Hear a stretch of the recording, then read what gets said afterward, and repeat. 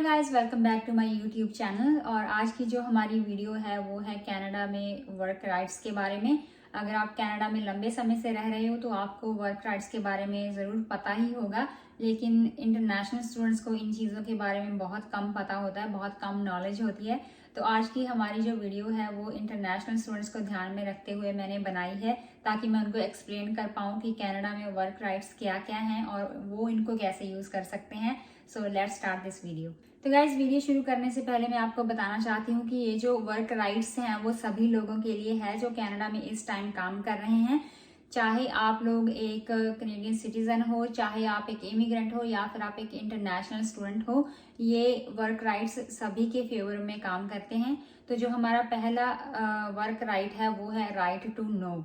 अगर आप अपने काम पे डेली बेसिस पे जाते हो, या फिर आप एक इंटरनेशनल स्टूडेंट हो और अभी आपने काम पे जाना शुरू किया है और आपका मैनेजर आपको कुछ ऐसा असाइन करता है जो आपको नहीं पता कि उसे कैसे करना है, तो आपका राइट है कि आप उससे पूछ सकते हो। आप उसको बोल सकते हो कि मुझे इस चीज़ के लिए ट्रेन नहीं किया गया, मुझे प्लीज़ आप इस चीज़ के लिए ट्रेन करो ताकि मैं इस काम को अच्छे से कर सकूं।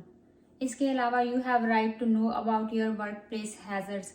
जहाँ पे भी आप काम करते हो वहाँ पे कौन कौन से हैजर्ड्स आपको फेस करने पड़ सकते हैं, उसके लिए भी आपको प्रॉपरली ट्रेन किया जाना चाहिए।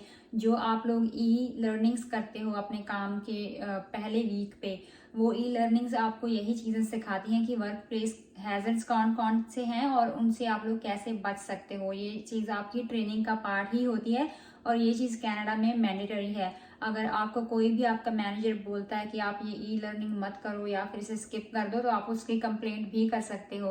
तो राइट टू नो एक्ट आपको फुल अथॉरिटी देता है एज ए वर्कर कि आप अपने मैनेजर या फिर एम्प्लॉयर को जाके बोलें कि हमें फुली ट्रेन करो और हमें हैजर्ड्स के बारे में ज़रूर बताओ। हालांकि इस राइट को यूज़ करने की आपको ज़रूरत नहीं पड़ती, क्योंकि कनाडा में 99.9 कंपनीज जो हैं वो आपको ऑलरेडी ट्रेनिंग देती है, बहुत अच्छी ट्रेनिंग देती है, ताकि आप हैजर्ड फ्री काम कर सको, आपको कोई नुकसान ना हो। तो जो सेकंड राइट है वो है राइट टू पार्टिसिपेट। अगर आप एक इंटरनेशनल स्टूडेंट भी हो तो भी आपको पूरा पूरा राइट है कि आप अपने काम पे जो भी हेल्थ एंड सेफ्टी कमेटीज बनी होती है आप उसमें पार्टिसिपेट कर सकते हो। अगर आप पार्ट टाइमर हो तो आप उसके मेंबर बन सकते हो, और अगर आप फुल टाइम हो तो आप उसके रिप्रेजेंटेटिव भी बन सकते हो।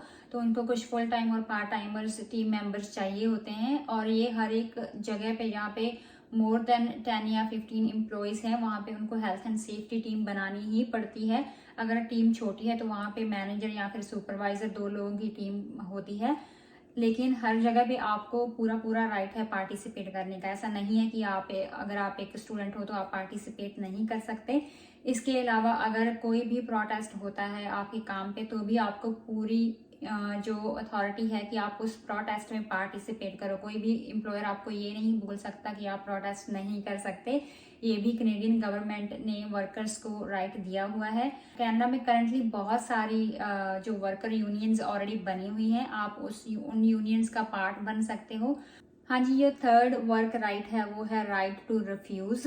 इस जो राइट का है वो स्टूडेंट्स को ज़रूर पता होना चाहिए, क्योंकि कई बार स्टूडेंट्स को ऐसे कामों पे लगा दिया जाता है जिनके लिए वो प्रॉपरली ट्रेंड नहीं होते हैं बेचारे, और उनके साथ कुछ मिसहैप हो जाता है और बाद में जो कंपनीज है वो उनकी ही गलती निकालती है कि उन लोगों ने जो सेफ्टी प्रोसीजर्स हैं वो फॉलो नहीं किए। लेकिन आप लोग पहले से ही मना कर सकते हो। अभी हम लोगों ने पिछले साल एक न्यूज़ सुनी थी जिसमें एक स्टूडेंट की डेथ हो जाती है क्योंकि वो कन्वेयर बेल्ट में फंस जाता है। तो वो कन्वेयर बेल्ट जो होती है उसमें वो कैसे फंसा, उसको क्या प्रॉपरली ट्रेनिंग नहीं मिली थी, ठीक है। तो उसके पास पूरा हक था, अगर उसके पास ट्रेनिंग नहीं थी तो वो मना कर सकता था। लेकिन आजकल जो काम है वो बहुत कम है और स्टूडेंट जो हैं वो इन चीज़ों के लिए बहुत डरते हैं कि कहीं उनको काम से निकाल ना दिया जाए। लेकिन अगर आप किसी काम को रिफ्यूज़ करते हो जिसकी आपको ट्रेनिंग नहीं मिली है, तो वो मैनेजर की रिस्पॉन्सिबिलिटी है, वो आपको निकाल नहीं सकता, वो आपको ट्रेनिंग देगा। लेकिन अगर वो आपको ट्रेनिंग देने की बजाय निकालता है तो आप उसकी कंप्लेंट फाइल कर सकते हो अगेन। इसके अलावा अगर आपको ऐसा लगता है कि कोई काम करने से आपकी लाइफ को थ्रेट हो सकता है तो भी आप मना कर सकते हो, चाहे आप ट्रेंड हो या नहीं हो। अगर आप किसी काम को रिफ्यूज करते हो और उसके पास आपका कोई वैलिड रीजन नहीं होता है तो मैनेजर उस चीज को एनालाइज करता है कि इस काम को करने का प्रॉपर ना करने का प्रॉपर रीज़न क्या है, और अगर एनालिसिस करने के बाद उसे लगे कि हाँ ये एक जस्ट बहाना है और ये काम हो जाएगा, है ना, इसे रिफ्यूज़ करने की ज़रूरत नहीं है, तो वो आपको बोल सकता है कि नहीं, वो आपको अपनी जस्टिफिकेशन दे सकता है और फिर आपको वो काम करना पड़ेगा। फॉर एग्जांपल, अगर आप एक फ्रीज़र में काम कर रहे हो, आपको प्रॉपरली जैकेट नहीं प्रोवाइड करवाई गई या फिर आपको प्रॉपरली ट्रेनिंग तक भी नहीं दी गई, तो आप अपने मैनेजर को जाके बोल सकते हो, और 100% ऑफ द टाइम ये मैनेजर की रिस्पॉन्सिबिलिटी है, अगर उसे भी वर्क रूल्स का पता हुआ तो वो आपको प्रॉपरली ट्रेनिंग जरूर देगा। तो गाइज, ये रहे हमारे वो 3 राइट्स जिनके बारे में हम लोगों ने अभी अभी बात करी है, एंड आई होप मैंने ये तीनों राइट्स आप लोगों को अच्छे से एक्सप्लेन कर दिए हैं। फिर भी अगर आपको कोई क्वेश्चन है तो प्लीज़ कमेंट में जाके मुझे ज़रूर पूछिए, और अगर आपको ये वीडियो पसंद आई हो तो लाइक करें और अपने फ्रेंड्स के साथ शेयर भी ज़रूर कर दें, स्पेशली अगर कोई इंटरनेशनल स्टूडेंट है जिसे आप जानते हो, क्योंकि बाकी सबको तो पता ही होता है, इंटरनेशनल स्टूडेंट्स को थोड़ा इन चीज़ों के बारे में कम पता होता है और बाद में जाके पता चलता है या फिर। तो ये थी हमारी आज की वीडियो। आई होप आप लोगों को ये वीडियो अच्छी लगी होगी। मैं मिलती हूँ आप लोगों को एक नए टॉपिक के साथ जल्दी ही। तब तक के लिए take care and bye bye.